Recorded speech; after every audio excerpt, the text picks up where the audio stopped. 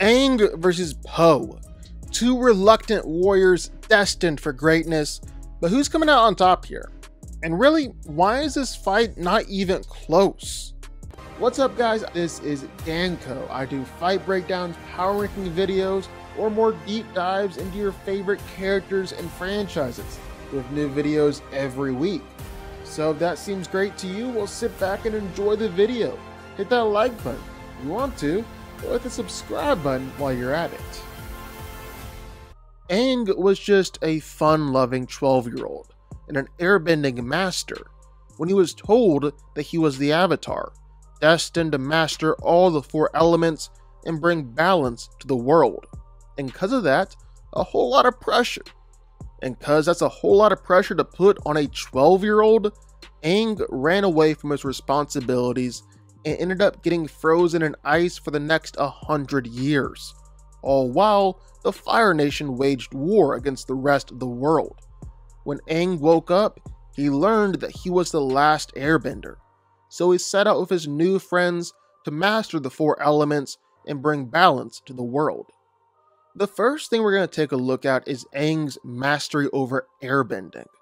Like we said, Aang became an airmaster when he was just 12 years old, the youngest airbending master in history. He even invented his very own airbending technique, the air scooter, that quickly became one of the greatest airbending inventions ever, since it's so versatile and useful. And again, Aang was just a kid. And since airbending is the Avatar's natural element, and he's so skilled with it, it's usually the element that Aang uses the most in a fight. He'll usually throw powerful air blasts around, knocking enemies off their feet or destroying things around him, even massive metal doors or things like that. Now, Aang could go all out of his airbending, and he would be a deadly and dangerous fighter. But his pacifist nature means that Aang is usually just airbending for defense or evasion. And airbending definitely does greatly increase his speed and agility. Aang is constantly able to dodge and evade most any attacks that come his way, even attacks from other incredibly skilled benders. And most of the time, Aang makes it look easy. All this really showed up when Aang literally took on a volcano and won, one of the greatest airbending feats ever. The Makapu volcano exploded, and Aang had to use just airbending to stop the flow of lava, cooling it all to rock and forming a gigantic stone wall around the town. When it comes to the world of Avatar and airbending, this is definitely one of the most powerful and impressive feats you're ever gonna see. Now, while Aang originally showed some impressive skill with waterbending, you could almost call him a prodigy. It's actually one of his least used forms of bending. See, water isn't usually just lying around, and so Aang prefers to do airbending or earthbending. But still, Aang is able to throw massive water blast around at will, even using it to knock over Combustion Man, or even throw a massive water blast at Fire Lord Ozai while he was under Sozin's Comet, overpowering Ozai and pushing him on the defense. Next up is earthbending, and because this directly contrasted with Aang's personality and his native element, he actually had a really hard time learning and mastering earthbending. See, airbenders relied a lot more on indirect attacks and dodging and evading, while earthbending required a much more direct and head-on approach. However, when Aang was forced to protect Sokka from a saber-toothed moose lion, he had to learn to stand his ground, showing that he could be a true earthbender. From there, Aang learned how to earthbend pretty easily, was able to use air, water, and earthbending all at the same time while in a fight. Earthbending even became Aang's second go-to form of bending after airbending. Because Aang is a pacifist, his earthbending tends to look a little different and is much more defensive, manipulating the earth in order to create walls or cages in order to restrain his enemies rather than outright hurting them. but still he's able to regularly kick around massive chunks of the earth, send huge columns of rock flying around. He's able to take out whole commands of guards with just one attack and one slam on the ground. Aang definitely isn't fooling around when it comes to earthbending, even if he is a pacifist. And if you really want to see just how powerful Aang's earthbending is, well, just take a look at his fight against General Old Iron. It's a massive, giant spirit with the ability to manipulate iron and the power to crush whole towns. So what's Aang do? Well, he earthbends in order to create a massive, giant rock body himself, and they had a giant kaiju fight against each other. Crazy impressive on Aang's part, some of the best earthbending that you'll ever see. But despite all that, Toph still thinks that Aang can use a little bit of improvement with his earthbending skills. Now, while normally the Avatar has to learn the elements in the proper cycle, for Aang it would be air, water, earth, and then fire, Aang was actually able to learn firebending early on from Master Zhang. However, it didn't go according to plan, and Aang grew impatient, accidentally hurting Katara in the process. And so Aang swore from that point on that he would never ever firebend again, all out of fear of losing control. However, it's kinda hard to be the Avatar and master all 4 elements if you just straight up refuse to master one of the elements. Aang would have to master firebending. And so, after him and Zuko traveled to meet the dragons and learn the true meaning of firebending, Aang was no longer scared of firebending, became very powerful with it. Aang mastered the ancient dancing dragon form, breathing fire and shooting fire from both of your hands, was able to unleash powerful fire blasting kicks that took down Fire Nation airships. Aang was even able to learn lightning redirection, a highly advanced form of firebending that Uncle Iroh created by observing waterbenders. But lastly, before Aang took on Fire Lord Ozai, well, he visited the massive lion turtle. The lion turtle granted him the power of energy bending. Energy bending is easily the rarest and most powerful form of bending. It's where the bender is actually able to bend and control the energy within their body. It's also incredibly dangerous. If your energy isn't pure and unbendable, well then you'll be destroyed. But since Aang's spirit was unbendable, well, he was able to energy bend and actually managed to remove Fire Lord Ozai's bending ability straight up. And lastly, because Aang is the Avatar and is meant to serve as the bridge between the physical world and the spiritual world, well, he can enter into the Avatar state. This means a few things. For starters, Aang is able to connect with his past lives in order to ask them for guidance and advice. That usually comes in the form of Avatar Roku. Also, while in the Avatar state, Aang becomes exceptionally more powerful. Like when he merged with the Ocean Spirit, basically became a giant water monster that was able to wipe out the entire Fire Nation Navy. Things like that, incredibly more powerful than he is normally. Or when he fought against Fire Lord Ozai. Now, for most of the fight, Aang was fighting against him just on his own. That was a pretty tough fight. Ozai is arguably the best firebender in history, and he was under Sozin's comet, meaning that he was exceptionally more powerful.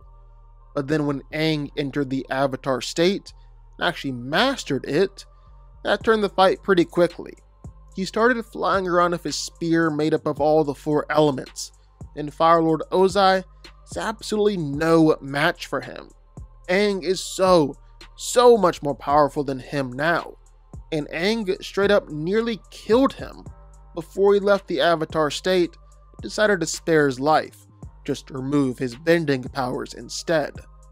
While he definitely started out as just a big, lovable panda, Po has managed to persevere and fulfill the destiny of the Dragon Warrior by defeating Tai Lung and opening the Dragon Scroll, proving to everyone, including himself, that he's really a hero. Po's the creator of the panda style of Kung Fu. It basically means he likes to improvise a lot during a fight, and because he's a panda, it's safe to say that he's pretty strong and pretty tough. In fact, he's completely immune to nerve attacks just because he's so chubby. He's pretty dang durable too. Not many attacks can really get to him. Meanwhile, he's regularly able to knock out bad guys with just one punch or kick, and Po is actually pretty good at throwing his weight around, causing opponents to basically just use their own strength against them. Now, Po might not look it, and his stamina is pretty awful, but his speed actually isn't half bad. In fact, after he mastered Inner Peace, well, Po was able to react to supersonic attacks coming his way. He's surprisingly agile. He can even straight up blitz fighters. Now, because the traditional styles of Kung Fu aren't a good fit for a 6 foot, 250 pound panda, Shifu had to help Po come up with the panda style, focusing on simple, flowing movements and redirecting attacks. He's also a pretty quick learner. With the right motivation, Po was able to master different Kung Fu techniques to the point where he could match up against Kung Fu masters like Shifu or Tai Lung. He was also able to beat the Furious 5, even in a 1-on-5 fight. And he's invented quite a few different types of fighting styles all by himself, or improvised on the fly in order to beat some pretty powerful opponents. Then in Kung Fu Panda 3, well, Po was shown the power of Ki by Master Shifu, who used it to make a flower bloom. Eventually, Po ended up confronting the spirit warrior Kai, who was stealing the Ki from dozens of Kung Fu masters and turning them into his minions. But just like everything else in his life, Po quickly mastered the power of Ki and was able to transport both him and Kai into the spirit realm. And inside that spirit realm, well, Po was able to form a dragon of light around himself, made solely out of Ki power. In fact, it's pretty clear that Po has the most amount of Ki in the entire series, probably in the entire history of Kung Fu, as his Ki power was able to overtake the entire spirit realm, literally an infinite plane of existence, when he powered up as the Dragon Warrior. From there, well, he was able to easily beat Kai, even though Kai is one of the most powerful spirit warriors ever and someone on par with Master Oogway. He is able to master the Wuxi finger hold, a special technique that only him and Master Shifu have mastered, where with just a little move of his pinky, he's able to overload his opponent's Ki and send them off to the spirit world, where they can never return, instantly beating them. So those are two guys, two very powerful warriors. But why is this fight not even close?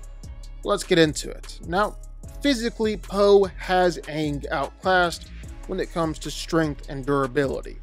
Po is a heavy fighter through and through, being able to literally absorb any attack that comes his way and unleash some devastating attacks in return. Aang is a light fighter, focused a lot more on dodging and avoiding than unleashing a counterattack when the moment is right. And because of that, well, you can definitely say that Aang is the more agile and acrobatic fighter too. I mean, he's legit able to lightning time no problem. He's faster than Po. Po is stronger and tougher than him. Po's also a very flexible and versatile fighter. He's incredibly tough. He's incredibly powerful. He could probably beat Aang if he's just able to land a few hits. On the other hand, Aang has the range advantage for sure, which could actually negate a lot of Po's go-to style. But Aang is gonna have to hit Po all day long before he falls, unless Aang is able to land a lucky hit right off the bat. Not likely. No, that fight is actually pretty close. The difference is when they get into their powered up forms, the Avatar state and the Dragon Warrior. Now, I know some people like Death Battle or Seth the Programmer have tried to bring both Po and Aang up to universal or extinction level in these forms. I think that's a bit of BS. Don't think either of them are quite that powerful, even if it would be super cool to see that play out. That being said, pretty sure the Avatar state is more powerful than the Dragon Warrior.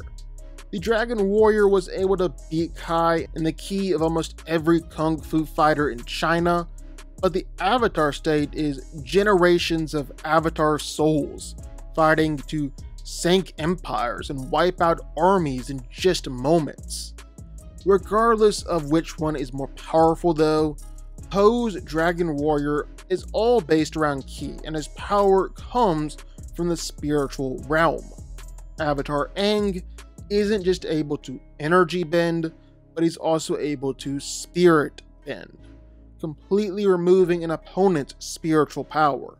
It's a hard counter to Po in this fight, and I don't think there's much that Po can do about it.